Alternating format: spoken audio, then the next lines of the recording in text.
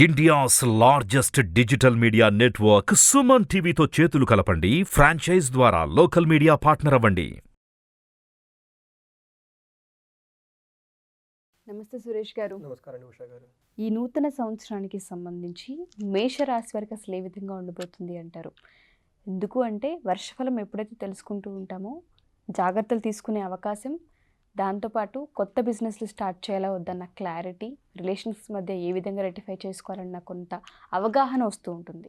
So ఈ సంవత్సరాంతం ఏ విధంగా ఉండబోతుంది అంటారు? ఉషా గారు, ఇదేమంటే మనకి ఎవ్రీడే మనకి శాస్త్రాలు ఏం చెప్తా అంటే లెగిసిన వెంటనే మార్నింగ్ ఫస్ట్ మనకి పంచాంగ శ్రవణం అని చేయాలన్నమాట. ఆ రోజు ఏ రాశి, ఏ నక్షత్రం, ఏ తిథి ఉంది, దానివల్ల మన లైఫ్కి ఎలా ఇంపాక్ట్ ఉంటుంది, మనకు జన్మతార, ప్రత్యేక తార ఏంటి, వర్జ్యం, ఇవన్నీ చూసుకొని వర్క్ చేయాల్సి అనేది మనకి ఋషులు, మహర్షులు మనకి చెప్పారు. దాని ద్వారా మనకు కాబోయే ఆపత్లన్నీ నివారించుకొని చక్కగా జీవితాన్ని జరుపుకోవచ్చు, మనకు కావాల్సిన ధర్మార్థ మోక్షాలు సాధించుకోవచ్చు కష్టపడకుండా అని చెప్పేసి చెప్పారనమాట.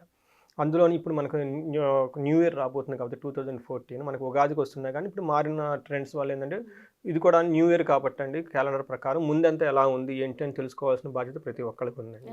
తర్వాత పర్టికులర్గా స్త్రీలు కానీ లేడీస్ కానీ వాళ్ళ ఇంట్లో వాళ్ళకి అందరికి హారోస్కోపులు పెట్టుకొని వాళ్ళకి ఎలా ఉంది ఏంటి దాని ప్రకారంగా చేసుకోవాల్సిన బాధ్యత అందరికీ ఉందండి. ఆస్ట్రాలజీ మొత్తం లేడీస్కి చాలా ఫేవరబుల్గా ఉందండి. లేడీస్కి సెంట్రిక్గా చాలా ఆస్ట్రాలజీ ఉంది, మనకి ముందు చెప్పుకొని చాలా ఉందన్నమాట. అందుకని చెప్పి చేసుకోవాల్సిన బాధ్యత ప్రతి ఒక్కరికి ఉందండి. తద్వారా ఏమంటే వాళ్ళు ప్లానింగ్ అంతా కరెక్ట్గా చేసుకోవచ్చు, ఏది ఎవరికి అనుకూలంగా ఉంది, ఎవరికి అనుకూలంగా లేదు అని చెప్పేసి.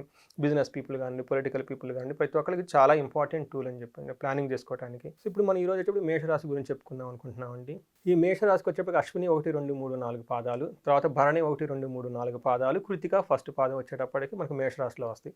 ఇవి కాకుండా నేమ్ లెటర్స్ వచ్చేటప్పటికి చు, చే, చో, లా, లీ, లు, ఏ, లా, లో, ఆ, ఈ అక్షరాలతో ఎవరికైనా కానీ పేరు ఉన్నా కానీ దాన్ని కూడా మన మేషరాశికి సంబంధించి చెప్పుకోవచ్చు. కానీ ఎగ్జాక్ట్లీగా మన జన్మ నక్షత్రంలో ఇలా ఉండదు. కానీ ఏంటంటే సమ్ ఎక్స్టెంట్ వాళ్ళకు కూడా ఇది వర్తిస్తుందని చెప్పేసి మన శాస్త్రాల్లో చెప్పారండి.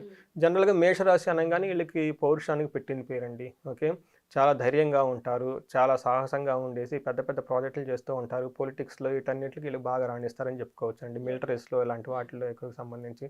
సో ఇవి కాకుండా ఎక్కడైతే చంద్రుడు మేషరాశులు ఉన్నప్పుడు పుడితే వాళ్ళని మేషరాశికి సంబంధించిన మనుషులు అంటారండి.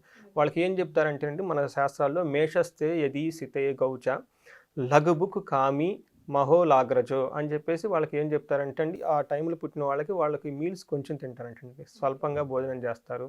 తర్వాత వాళ్ళకి సోదరులు ఎక్కువ ఉంటారంటండి. సో వాళ్ళ నుంచి మంచి సపోర్ట్ వస్తుంది.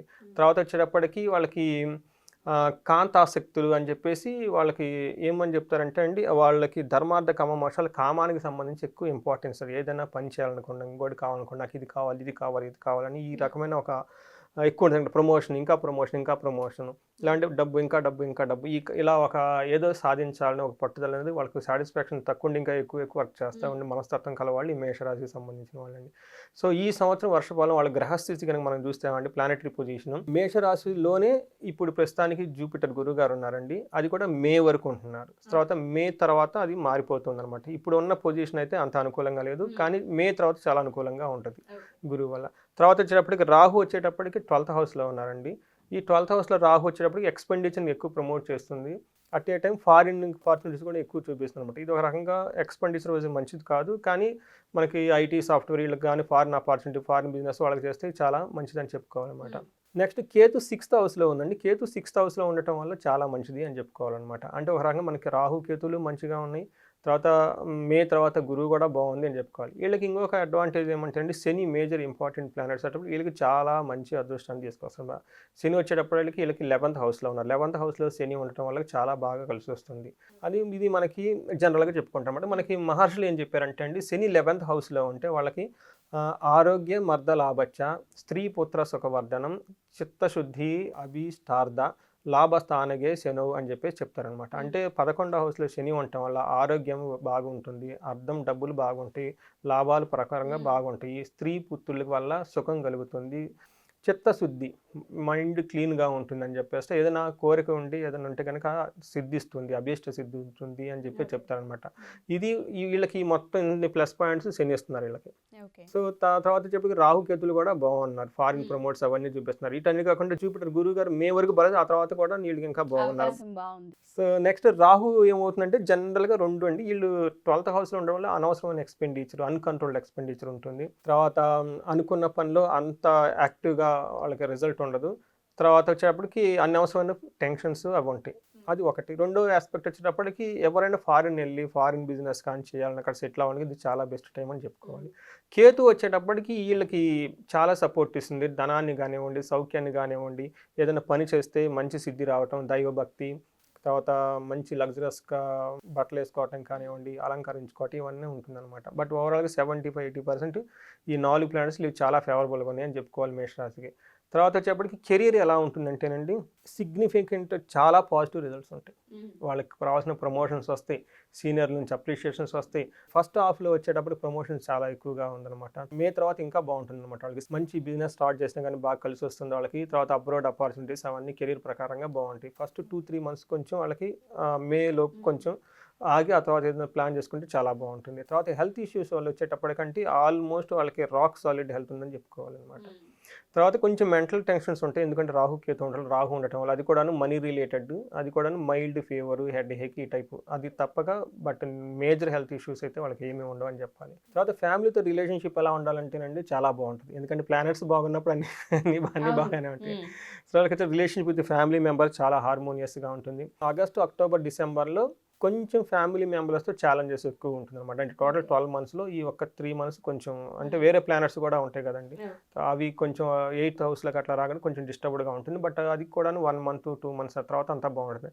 తర్వాత మే తర్వాత కానీ వీళ్ళందరితో ఫ్యామిలీతో అట్మాస్ఫియర్, ఒక ఫ్యామిలీ ట్రిప్ కానివ్వండి, పిల్గ్రిమేజ్ కానివ్వండి, తీర్థయాత్రలు వెళ్తే చాలా చాలా బాగా కలిసి వచ్చిందండి. ఇది మనకి స్క్రిప్చర్స్లో అవి క్లియర్గా మెన్షన్ చేస్తున్నారు. ఇంకా ఫ్యామిలీ అట్మాస్ఫియర్ ఇంకా పెంచుకోవడానికి ఎక్కడికైనా ట్రిప్ వెళ్తే ఇంకా బాగుంటుంది అని చెప్పేసి మనకు సజెషన్ అండి. తర్వాత వచ్చేప్పటికి మనీ రిలేటెడ్ మనం ఆల్రెడీ ముందే చెప్పేసుకున్నాం. తర్వాత వాళ్ళకి మనీ రిలేటెడ్ చాలా స్టెబిలిటీ ఉంటుంది, ఎందుకంటే శని వాళ్ళకి బాగా సపోర్ట్ ఇస్తుంది అనమాట.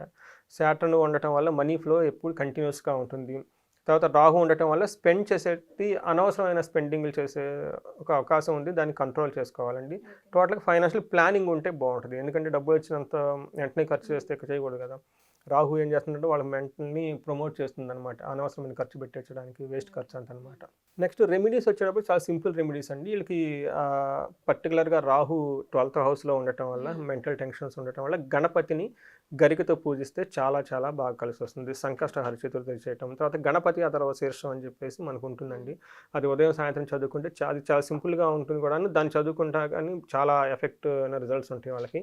తర్వాత రాహు కేత ఉండటం వల్ల అది 1.5 year ఉంటుంది వాళ్ళకి, ఇప్పటి నుంచి స్టార్ట్ అయ్యి. అందుకని చెప్పేసి వాళ్ళు కుదిరితే కనుక శ్రీకాళహస్తి కానివ్వండి, కుక్కే సుబ్రహ్మణ్యేశ్వరం కానివ్వండి, వాళ్ళు పూజిస్తూ ఉంటే, మంగళవారం కొంచెం జాగ్రత్తగా ఉంటే అది కూడా కేర్ అవుతుందండి. ఇది వచ్చేటప్పుడు ఓవరాల్గా మనకి మేషరాశికి సంబంధించిన 2024. మీరు అన్నట్టుగానే ఫస్ట్ ఏం జరుగుతుంది జీవితంలో అని తెలుసుకునే ఒక మంచి మార్గం స్పిరిచువల్ అని చెప్పుకోవచ్చు. అది తెలుసుకున్న దానివల్ల ఏంటంటే జాగ్రత్తలు తీసుకునే అవకాశం అండ్ దాంతోపాటు వే కనిపిస్తూ ఉంటుంది. పర్సనల్గా ఎవరికైనా అపాయింట్మెంట్ కావాలి అనుకుంటే, కొంతమందికి ఇటువంటివి విన్న తర్వాత సంవత్సరాంతం ఏ విధంగా ఉంటుందని తెలుసుకున్న తర్వాత జాగ్రత్తల కోసం మన దగ్గరకు వస్తుంటారు. అపాయింట్మెంట్ కావాలనుకుంటే ఆన్లైన్ కానివ్వండి, ఆఫ్లైన్ కానివ్వండి, మనం తీసుకునే అవకాశం ఉంటుంది అంటారు. అవునండి, నా ముఖ్య ఉద్దేశం ఏమంటేనండి, ఇది మన సైన్స్ అండి, వేదిక్ నాలెడ్జ్, వేదిక్ సైన్స్. ఇది మన యాన్సిస్టర్స్ మనకు అంతా పెట్టేసింది, మన ఋషులు అంతా స్క్రిప్చర్ ఫామ్లో పెట్టేశారు. అట్లీస్ట్ మనం దాన్ని ఇది ఏముంది అని తెలుసుకోగలగాలండి. ఏముంది దాన్ని మన లైఫ్కి డే టు సంబంధించి కష్టాలు పడకుండా జాగ్రత్తగా చక్కగా స్మూత్గా మనం ఎలా ఎదగాలి అనే దానికి మనం ఆ జ్ఞానాన్ని మనం వాడుకోవాలండి, అంతే తప్ప వేరే ఏం లేదు. సో ఎవరన్నా కానీ ఇది నేను ప్రిపేర్ చేయడం నాకు గంటన్నర పట్టింది, మీరు కొంచెం నేర్చుకొని దీని కనుక మీ ఫ్యామిలీ మెంబర్స్ మొత్తాన్ని మీరే వర్షఫలం తయారు చేసేసుకోవచ్చు. సో అలా మనం ఎవరైనా కావాలని ఇంట్రెస్ట్గా ఉంటే మనం వాళ్ళకి నేర్పొచ్చండి. ఏదైనా కోర్స్ లాగా 1 weekలో వాళ్ళకి వచ్చేస్తుంది, పెద్ద ఇదేం కాదు అనమాట. ఒక 100 శ్లోకాలు 120 శ్లోకాస్ ఉంటే దాని మీనింగ్స్ అవి తెలుసుకొని దానికి ఒక స్ట్రక్చర్ ఉంటుంది అనమాట. ఆ స్ట్రక్చర్లో చేసుకుంటే వాళ్ళకి వర్షఫలం తీసేసుకోవచ్చు, అదొకటి చేయొచ్చు. ఇది కాకుండా ఇదేమంటేనండి, ఇది మనకి బ్రాడ్గా వస్తుందన్నమాట. ఇన్ డీటెయిల్గా కావాలంటే ఇప్పుడు శనికి వచ్చేటప్పటికి మళ్ళీ ఆస్పెక్ట్ అంటారు, వేరే దృష్టి అంటారు, తర్వాత టైమింగ్స్ అని ఉంటుంది. వీటన్నిటి బట్టి మనకి ఏమైనా కావాలనుకుంటే ఇండివిజువల్గా హారోస్కోప్ను మనం అనాలిసిస్ చేసి వాళ్ళకి ఇంకా డీటెయిల్గా క్లియర్గా మనకి ఇవ్వచ్చు, మరి విత్ డేట్స్, ఏ డేట్స్కి ఏది వస్తుందని చెప్పేసి అది వాళ్ళకి యూజ్ అవుతుంది. అది మనకి స్క్రీన్ మీద కనిపిస్తున్న నెంబర్ కానీ కనెక్ట్ అయితే మనం వాళ్ళకి కౌన్సిలింగ్ ఇవ్వచ్చు వాళ్ళకి. Sure sir, thank you sir, thank you so much. Thank you అండి ఉషా గారు. సో ఎవరైనా సరే మా ఈ ఎపిసోడ్ చూసిన తర్వాత పరిహార రీత్యా లేదా జాతక రీత్యా డేట్ ఆఫ్ బర్త్ రీత్యా ఏదైనా ఇంకొంచెం తెలుసుకోవాలి, దానికి తగ్గట్టుగా మనం జాగ్రత్తలు తీసుకోవచ్చు అన్న ఆ ఒపీనియన్ కనుక మీకుంటే ఖచ్చితంగా సురేష్ గారు అపాయింట్మెంట్ తీసుకుంటుంటారు. ఆన్లైన్ కానివ్వండి, ఆఫ్లైన్ కానివ్వండి అవైలబుల్గా ఉంటారు. కింద స్క్రోల్ అవుతున్న కాంటాక్ట్ నెంబర్ని కాంటాక్ట్ చేస్తే సురేష్ గారి టీం మీకు పూర్తి వివరాలు అందిస్తారు. Thank you.